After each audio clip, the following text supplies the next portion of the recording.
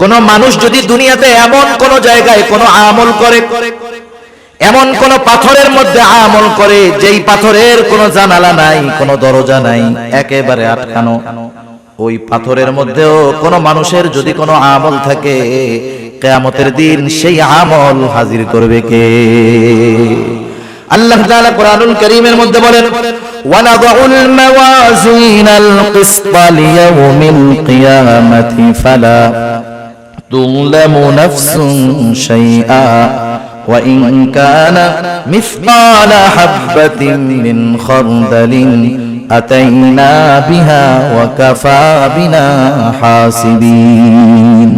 আল্লাহ তাআলা বলেন, আমি কিয়ামতের দিন ইনসাফের বিচারালয় কায়েম করব, ন্যায় বিচারের আদালত কিয়ামতের দিন আমি আল্লাহ কায়েম করব। বাস্তব কথা, তিতা লাগলেও সত্য কথা, দুনিয়ার আদালতগুলোর মধ্যে ইনসাফ নাই, বেইনসাফি ভরা। এখানে যদি একটা ইনসাফ হয়, বেইনসাফি হয় হাজার হাজার, কিন্তু আল্লাহ তাআলার আদালতে কোনো বেইনসাফি নাই। আল্লাহ তাআলা বলেন, ওয়ানাদউল মাওয়াজিনাল কিসতা লিয়াউমিল কিয়ামা। শুধু তাই না, আল্লাহ তাআলা বলেন, ফালা তুযলামু নাফসুন শাইআ। সেই দিন কারো প্রতি সামান্য কোনো জুলুমও করা হবে না।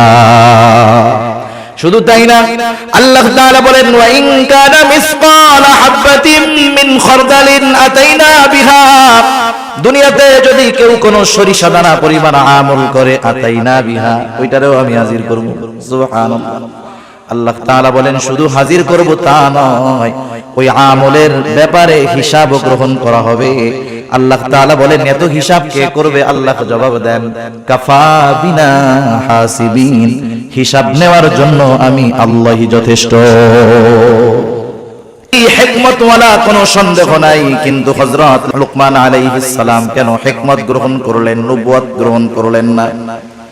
ওনাকে যখন প্রশ্ন করা হলো, উনি তখন বললেন, শোনো, নিঃসন্দেহে নবুয়ত এটা অনেক সম্মানজনক একটা কাজ, কিন্তু আল্লাহ সুবহানাহু ওয়া তাআলা আমাকে নিজের থেকে নবুয়তের জিম্মাদারি দেন নাই, বরং আমাকে অপশন দিয়েছেন।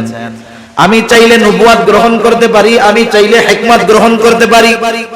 নবুয়ত যদি আমি গ্রহণ করতাম, এই নবুয়তের যেই জিম্মাদারি, যেই দায়িত্বটা ছিল, যদি কখনো এই দায়িত্বের ভিতরে কোনো কমতি পড়তো, কোনো ত্রুটি বিচ্যুতি হতো, আল্লাহ তাআলার কাছে এই ব্যাপারে আমার জবাবদিহিতা করতে হতো। কিন্তু আল্লাহ তাআলা যদি নিজ থেকে সরাসরি আমাকে নবুয়ত দান করতেন, তাহলে আমার এই নবুয়তের জিম্মাদারি পালনের সব ব্যবস্থাপনা আল্লাহ তাআলা গ্রহণ করতেন। এজন্য নবুয়ত গ্রহণ করাটা আমার জন্য রিস্কের ছিল, আমি এই জন্য হিকমত গ্রহণ করেছি। হিকমত কাকে বলা হয়? তাফসীরের মধ্যে আসছে, হিকমত হলো প্রজ্ঞা, হিকমত হলো দ্বীনের পরিপূর্ণ বুঝ, হিকমত হলো স্বপ্নের তাবির তথা স্বপ্নের ব্যাখ্যা। হযরত লোকমানকে আল্লাহ তাআলা হিকমত দান করেছেন। উনি কত হিকমতওয়ালা মানুষ ছিলেন, এখন নয়, শুধু অতীতেও আরব জাতির মধ্যে হযরত লোকমানের হিকমতপূর্ণ ঘটনা কথাগুলার প্রচলন ছিল। তাফসীরের মধ্যে, হাদিসের মধ্যেও হযরত লোকমানের এইরকম কিছু কিছু ঘটনা আছে। হযরত লোকমান আলাইহিস সালাম শুরুতেই যে এত সম্মানিত ছিলেন তা নয়, কিন্তু শুরু থেকে তার কর্মকাণ্ডের ভিতরে হিকমতের নিদর্শন পাওয়া যাইত।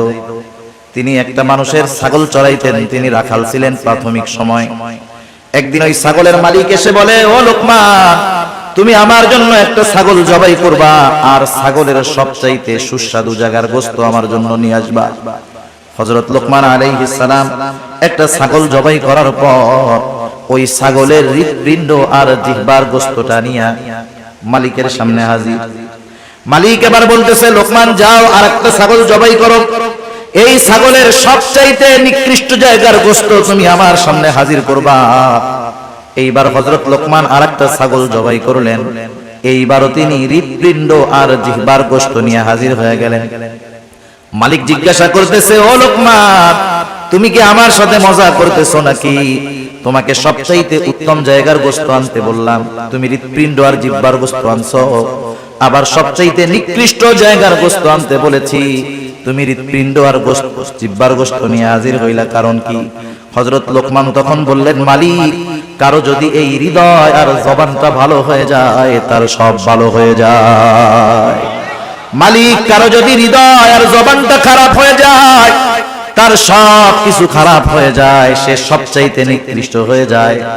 রাসূল আকরাম সাল্লাল্লাহু আলাইহি ওয়াসাল্লাম এই জন্য বলেন, ইন্নাল্লাহা লা ইয়ানজুরু ইলা সুওয়ারিকুম ওয়ালাকিন ইয়ানজুরু ইলা কুলুবিকুম ওয়া আমালিকুম।